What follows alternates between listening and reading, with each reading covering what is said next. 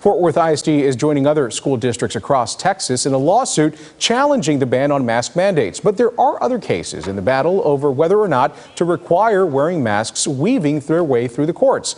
Are you confused by all of it? Caroline Vandergriff helps sort it all out for us and tell us what's happening.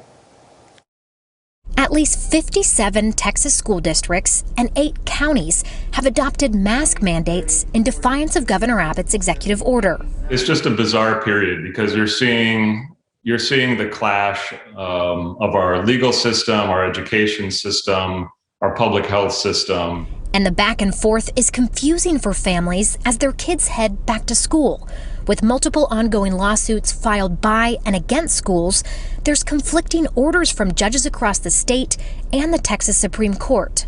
So you're going to have a lot of attorneys with a lot of eyes looking and seeing how they can get around some of these issues and orders until, like I say, ultimately the Texas Supreme Court specifically says or has language that said you must adhere to or abide by under this declaration by the governor. You must adhere to his order.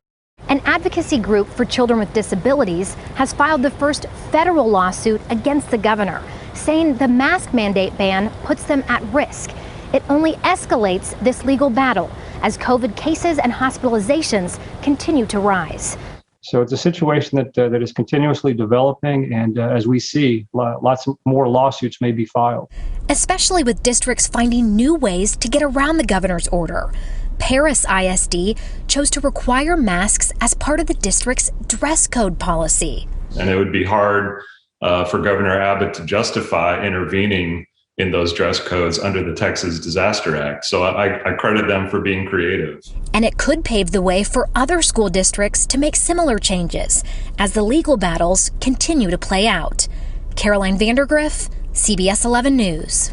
Attorney General Ken Paxton has started compiling a list of school districts and city and county governments that he says are not in compliance with the governor's executive orders. That includes less than a dozen school districts right here in our area.